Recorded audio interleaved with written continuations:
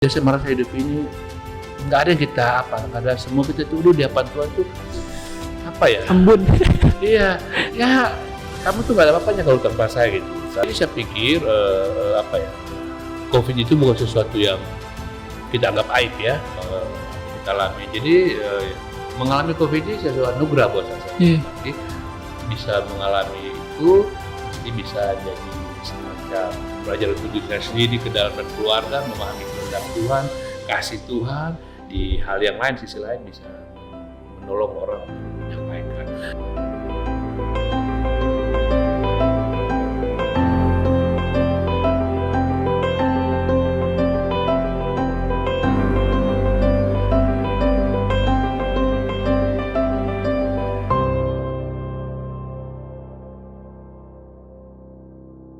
Nah, yang kita pengen tahu nih, ketika secara manusiawan tadi Om Berto bilang, aduh sempat hopeless gitu aku COVID. Nah, bagaimana akhirnya Om Berto bisa punya semangat lagi, terus untuk bisa pasti sembuh nih, pasti sembuh kan? Karena pasti ketika COVID, aduh tadi amit-amit lah pasti ada panggilan terakhir. Nah itu bagaimana perhatian Tuhan ketika di saat COVID itu menurut Om Berto? Mujizat apa nih ketika di waktu itu? Saya pikir saya selalu memahami bahwa apapun jadi dalam hidup itu adalah proses Tuhan. Kita kan nggak bisa tahu ya. Kadang kita lihat nggak bagus buat kita, ternyata Tuhan punya rencana lain. Saya ketika menjalani COVID, masa-masa karantina di rumah sakit, saya dikuatkan oleh istri saya Diana. Dia itu sementara berjuang untuk sembuh, tapi memberi perhatian sangat luar biasa gitu kepada saya, selalu video call. Pada sendiri di sana juga di rumah sakit yang lain juga pakai ini. Bagaimana dia membuat video-video yang disebar ke orang supaya orang di luar itu kuat. Dan juga ya saya kesempatan untuk banyak berbicara sama Tuhan lah, karena kan kita cuma berdiam diri kan. Nah, kebiasaan di rumah misalnya baca firman tiap pagi dilakukan, tapi sekarang waktu di rumah sakit pun perhatian orang itu aku merasa luar biasa. Tuhan itu baik lewat orang lain yang memberi perhatian lewat support doa-doa mereka, teman-teman di pelayanan, teman-teman dari gereja, teman-teman di komunitas lain yang memberikan support. Saya pikir Tuhan bekerja memberi kekuatan penghiburan lewat mereka ya, dan juga lewat hubungan pribadi sama Tuhan lah. Saya sering tiap malam berdoa, Tuhan saya minta kesembuhan, tapi semua jadi sudut kehendak Tuhan. Dan banyak kesempatan lah untuk banyak mendengar lagu-lagu rohani, banyak membaca firman. Pas di karantina itu 18 hari ya? Tapi saya merasa sih kayaknya selalu merasa kuat gitu. Maksudnya Tuhan memberi kuat pas. Karena itulah tadi saya merasa banyak orang berperhatian. Tuhan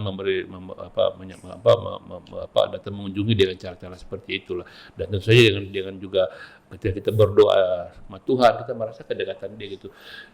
Saya yakin saya pasti sembuh gitu. Saya juga harus taat dengan protokol COVID, dan Tuhan saya rasa menolong tuh lewat para medis yang menurut saya bilang tadi itu adalah luar biasa banget. Saya sampai terharu melihat mereka itu yang sangat perhatian itu. Perhatian seperti apa? Saking merasa itu seharu banget. Maksudnya tiap menit kah dia ngawasi? Iya, jadi Brian bisa bayangin karena mereka juga kan orang-orang yang masih muda ya, para medis itu yang ya itu mereka datang tuh nggak ada kayak rasa kita tuh, mereka tuh gimana ngobrol, walaupun mereka memang tetap harus PD gitu ya, pakai PD lengkap, tapi hati mereka itu, Pak Berto gimana hari ini, sehat, apa yang kurang nggak airnya. Nah, sementara mereka sendiri kan saya rasa juga kan sangat bisa saja terjangkit kan, tapi mereka itu dokter juga yang tiap hari datang merawat, periksa tensi, jadi nggak sekedar ini, mereka pegang kita, ditanya berdiskusi, dikasih semangat, udah Pak Berto harus semangat ya, pasti sembuh, jangan sampai enggak ini. Tapi juga saya rasa kesempatan untuk bersaksi buat saya, karena di tempat itu kan saya bisa bukan show off gitu. Saya bisa menyatakan ke teman-teman, udah kita harus sukacita. Saya juga sering menyanyikan lagu-lagu rohani. Tentu bukan untuk show off ke teman-teman yang lain, tapi ya yang tidaknya mereka melihat bahwa saya itu menghadapi dengan sukacita gitu loh, nggak mau terlalu jatuh ke dalam daun gitu ya. Karena itu kan kalau daun itu kita kan imunnya turun, karena pengalaman saya ada teman yang karena dia terlalu stres, Jadi dia di waktu PCR yang keempat itu udah 39. Oh, City-nya harusnya dia hampir.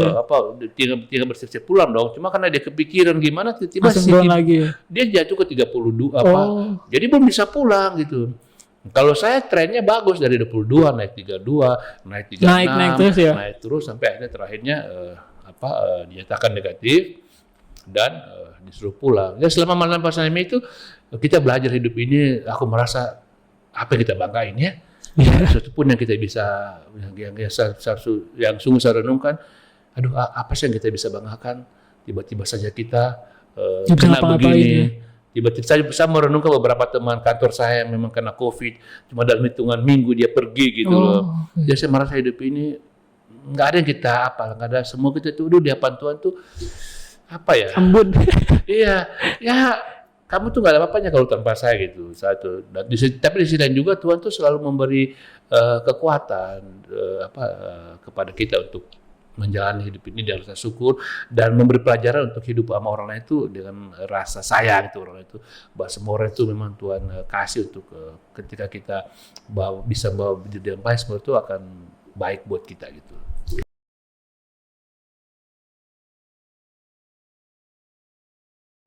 Nah, pertanyaan Om. Tadi kan saya juga akhir tahun Om Berto dan keluarga karena COVID nih, sampai kira perawatan. Terus saya pun juga kalau mungkin seperti Om Berto juga belum tentu kuat gitu. Nah, apa yang membuat Om Berto akhirnya satu keluarga kan COVID nih? Iya, betul. Nah, itu momen apa yang mungkin terlupakan selama Om Berto kena COVID itu dan keluarga? Bagaimana dan akhirnya keluarga sembuh semua ya? Itu puji Tuhan banget ya. Nah, itu mungkin bisa sharing ke teman-teman, merasa mungkin sedang pergumulan atau mengalami sedang masalah COVID. Ada nggak momen yang mungkin lupain ataukah ngasih pesan buat teman-teman yang sedang bergumulan di COVID atau gitu? Mungkin. Jadi saya pikir COVID itu bukan sesuatu yang kita anggap aib ya. Jadi kalau ada orang COVID itu kita merasa nggak mendekatin mereka. Saya pikir kemungkinan untuk orang terjangkit itu sama, probabilitasnya sama. Ya, mungkin ada orang memang yang belum kena, nanti dia akan kena. Jadi jangan usah merasa kok saya kena yang lain enggak. Itu kan kita juga nggak tahu lah cara Tuhan seperti bagaimana ke seorang. Mungkin ada orang nggak pun karena buat dia. Tapi bagi saya ketika saya kena, saya bersyukur di satu sisi karena saya sudah kena. Dalam arti saya bisa memberi kesaksian pada orang yang pernah COVID, bahwa COVID itu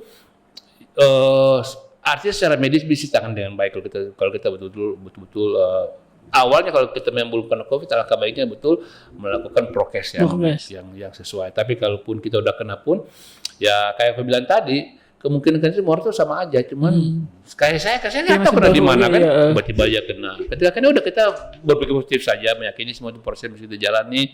Taati apa yang dikata dokter, jangan stres, yakin bahwa bisa sembuh, dan juga dukungan dari keluarga itu sangat penting. Seperti dulu kami waktu aku di rumah sakit, kayak saya bilang tadi itu istri saya selalu video call kami, selalu kalau mungkin masih bisa doa bareng, selalu diingatin, anak-anak juga disupport gitu. Karena terus anak saya kan OTG 2 itu mereka tuh kayak cuma pindah rumah, jadi kita tetapnya sama makan apa semua sama. Jadi namanya kalau memang imunnya tinggi, cuma mereka memang OTG saja, jadi cepat pulih. Kalau saya itu mengalami masa-masa betul-betul yang sesak napas, dibantu oksigen, tidak mau makan sama sekali. Itu kalau ngebayangin makan tuh baru dengar saja kereta makan mau datang itu udah merasa bukan kehilangan rasa, tapi mual tuh nggak mau makan. Tapi saya bilang saya nggak bisa begini, saya harus lawan karena saya harus minum obat. Jadi saya makan walaupun cuma berapa kali kunyah, tetap saya harus makan karena jadi kita juga melawan COVID itu harus serius dalam arti ketika kita karena pengen sembuh itu tadi ya. Karena kita aku harus sembuh dan aku pasti sembuh, dan aku juga harus nggak bisa bilang sembuh terus. Karena kita mual, kita nggak mau makan, kita harus makan, kita harus paksa, kita mau diri kita dan selalu ya besar sama Tuhan. Padanya kan hidup kita ini kan Tuhan yang atur ya, apapun yang terjadi.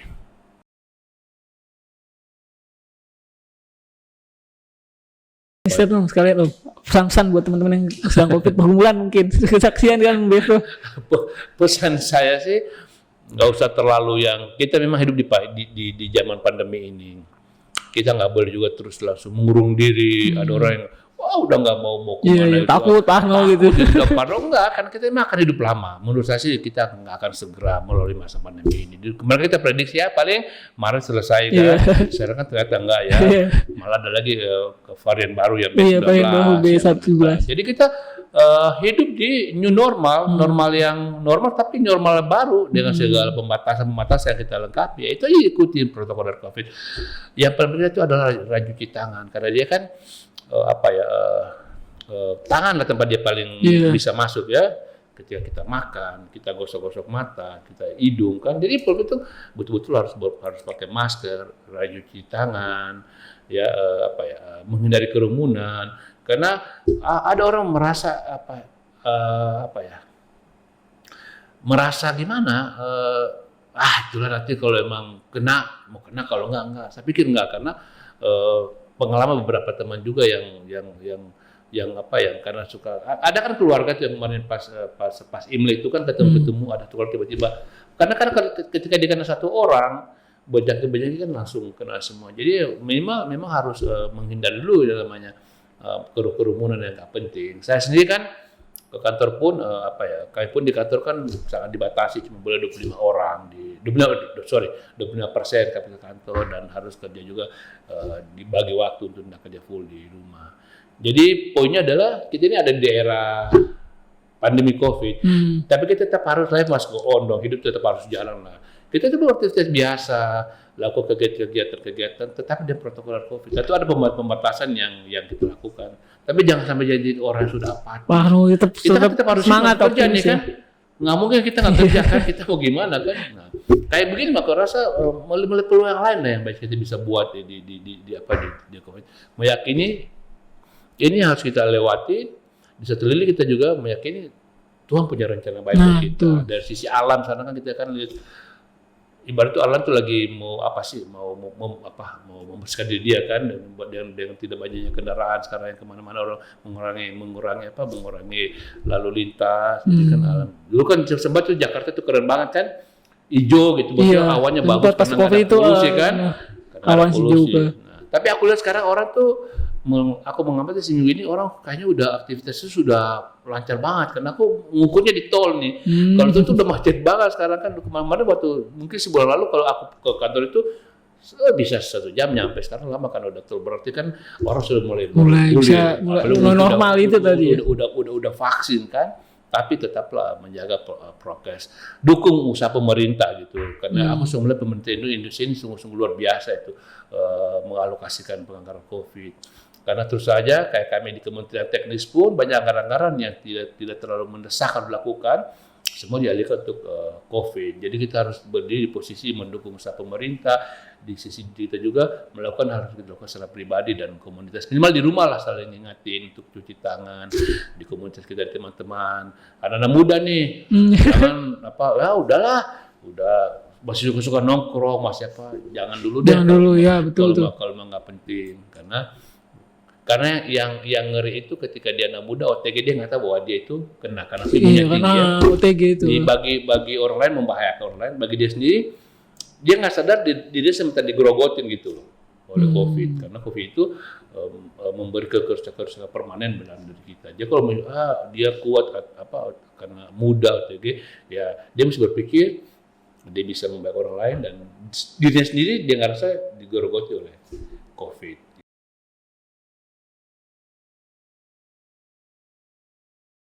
Terima kasih ya Umberto buat kesaksiannya, sharing tadi. Umberto juga cerita bagaimana penyertaan Tuhan ya ketika Om bunuh COVID terus sampai sekarang juga udah sembuh, terus bisa beraktivitas kembali, puji Tuhan. Terima kasih juga Umberto untuk sharingnya. Saya juga dapat kekuatan belajar bahwa emang tadi kita bilang Umberto tadi kita nggak ada apa-apa di mana Tuhan nih ketika ngalamin COVID itu ya. Betul sih, dengan COVID kita melihat kehidupan ini, aduh Tuhan tuh ya gimana berbicara dengan saya secara kali dari keluarga, karena kami selamat gitu melalui pandemi ini, karena tiba-tiba kita dengar ada orang yang kayak di kompleks kami lah tiba-tiba ada 2 orang pergi karena COVID. Puji Tuhan kita selamat, makanya kita juga ada kesempatan untuk menyaksikan kebaikan Tuhan apa yang kita alami. Jadi mengalami COVID ini sesuatu anugerah buat saya. Berarti bisa mengalami itu, nanti bisa jadi semacam belajar untuk diri saya sendiri ke dalam dan keluarga, memahami kehendak Tuhan, kasih Tuhan, di hal yang lain, sisi lain bisa menolong orang untuk menyampaikan. Please jangan anggap remeh lah. Nah, tuh, jangan anggap remeh COVID. Jangan remeh gitu, tuh. Jangan anggap aku masih muda. Jangan. Karena kayak saya bilang ini kita nggak tahu nih dia ada di mana, bisa saja anytime kena ke kita. Sayangi diri sendiri, sayangi keluarga, sayangi masyarakat sekitar kita, dan kita melihat bagaimana pemerintah kita sekarang betul-betul, aku lihat itu betul luar biasa tuh bagaimana untuk menangani. Kalau divaksin, Gak ada pokoknya tuh vaksin, gue ngapain divaksin, nggak mau gitu. Vaksin aja. Kalau vaksin ya kadang orang masih banyak pertentangan. Bagi saya pribadi vaksin itu harus, karena kita, bagi saya Tuhan udah memberi karunia para dokter, para medis yang udah merumuskan, mengenai semua itu ya. Saya akan mengatakan kalau saya cuma kalau saya belum bisa divaksin terus terang. Bukannya baru itu ya? Minimal 3 bulan. 3 bulan setelah COVID kan itu ya? Tahap kedua vaksin untuk yang lansia aja, kalau yang punya lansia itu mah segera daftar. Karena sekarang untuk lansia, kalau nggak salah untuk guru-guru ya, PNS, mungkin ABRI kali ya. Iya, pejabat publik gitu ya? Pejabat publik ya. Kalau kami bukan kebetulan saya PNS, di kantor kami sih udah dilakukan vaksin serentak seluruh karyawan, kecuali kayak saya ada pengecualiannya pernah COVID, mungkin kita takut juga baru kalau saya nanti setelah itu kan baru kita semua ya. Pokoknya itulah, Tuhan selalu punya cara untuk kita diingatkan untuk hidup, bersyukur, meyakini bahwa Tuhan itu ada dalam rencana hidup kita terbaik buat kita. Karena kan Tuhan bilang kan nggak selamanya kita tidak ada hujah, tidak ada, tapi Tuhan akan memberi kekuatan kalau ada masalah kita. Harus positive thinking lah menghadapi ini. Hidup harus berjalan dengan pembatasan yang disampaikan. Tidak menjadi orang yang pesimis terus, udah takut mau kemana-mana, ya nggak juga. Oke, terima kasih ya Berto untuk saksiannya. Tadi juga belajar banyak saksi bagaimana Berto tentang COVID itu juga bukan hal yang diremehkan ya, tapi benar-benar Om alami. Dan buat teman-teman yuk kita jaga protokol kesehatan, tetap rajin cuci tangan, tetap jaga jarak, jangan nongkrong dulu kemana-mana, jaga diri dan jaga keluarga. Terima kasih Berto untuk sharingnya. Tuhan berkati untuk setiap pekerjaannya. Untuk kita semua, tim Brian dan tim juga. Apa yang kalau ini menurut saya sangat baik ya. Terima kasih. Bukan untuk keluarganya aktivitasnya Om. Ya, sama-sama ya. Terima kasih. Nah, buat teman-teman Berasa TV yang mungkin mau kesaksian, sharing tentang penyerahan Tuhan dalam kehidupan saudara, boleh kirim email di bawah ini di podcast Berasa TV, dan boleh ada kritik dan saran. Sekian dari podcast Berasa TV, Tuhan Yesus memberkati. Dadah.